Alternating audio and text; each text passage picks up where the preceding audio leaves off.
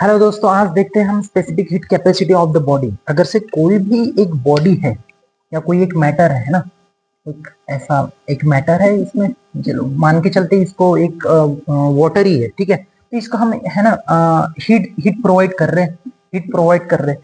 तो specific heat capacity हर एक material या ऑब्जेक्ट या सब्सटेंस के लिए अलग अलग होता है।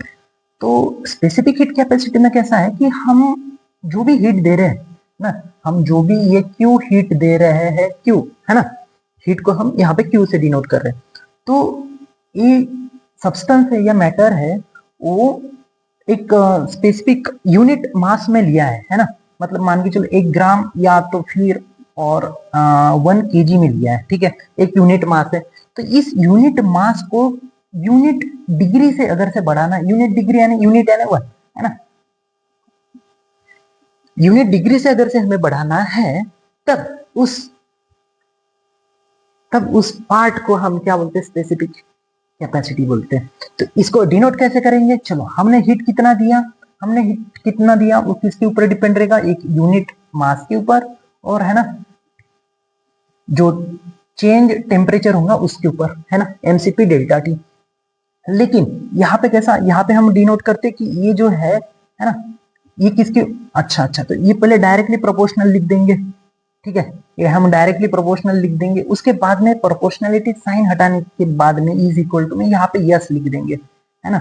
इसके ऊपर डिपेंड रहेगा मास और डेल्टा टी के ऊपर, और ये क्या है, हीट। इसको हमने क्या बोले, स्पेसिफिक हीट कैपेसिटी उस मटेरियल के लिए, ठीक है। तो उसको कैसे कैलकुलेट करेंगे, मतलब ये yes is equal to yes इस साइड में लिख लेते हैं, तो क्यू के डिवाइड में ये चला जाएगा कौन, मास और डेल्टा टी, है ना। ये है हमारा heat specific heat capacity for that material. तो है ना, इसका यूनिट क्या हो जाएगा, ये जूल। अच्छा, अलग पेन से लिखते हैं, जूल पर क्या है, पर केजी, और ये केल्विन, है ना। या तो फिर इसको डायरेक्टली लिखना है केजी पर केल्विन, है ना। तो ये है हमारा specific heat capacity for this material. लेकिन अगर से ये हम मोल्स के रिगार्डिंग में देखते हैं, है ना, मोल्स के रिगार्डिंग में, अब इतने नंबर ऑफ मोल्स उतने नंबर ऑफ मोल्स, तो ठीक है, उस टाइम पे ये जो स्पेसिफिक हीट कैपेसिटी रहेंगी, तो यहाँ पे क्या रहेगा, है उसको क्या बोलेंगे हम, उसको बोलेंगे molar specific heat capacity, molar specific heat capacity, ठीक है। उसको ऐसा नाम देंगे। उस टाइम पे क्या रहेगा, ये जो रहेगा ना, ये जो क्यू रहेगा, है ना, जितना हम हीट दे रहे हैं वो किसके ऊपर डिपेंड रहेगा, है ना, वो रहेगा स्पेसिफिक हीट कैपेसिटी, उसको हम सी मान लेते हैं, है ना। ये है मोलर स्पेसिफिक हीट कैपेसिटी।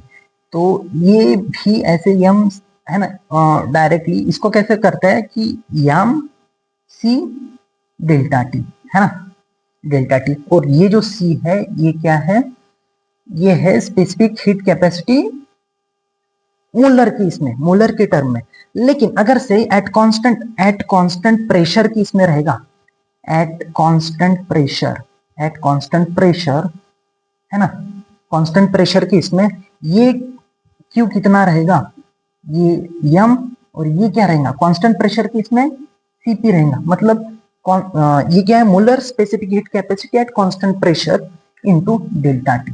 बात समझ में आए, इसके लिए ये सीपी की वैल्यू अलग रहेगी, ठीक है। और दूसरे इसमें अगर से हमने कांस्टेंट वॉल्यूम ले लिया, अगर से हमने कांस्टेंट वॉल्यूम ले लिया, तो कांस्टेंट वॉल्यूम की इसमें क्या रहेगा, है ना, Q इज इक्वल टू में वही ये रहेगा, और लेकिन ये जो है ना सीपी की जगह पे सीवी रहेगा, और ये क्या है, डेल्टा टी, वो क्या रहेगा, है ना, molar specific heat capacity at constant volume के इसमें।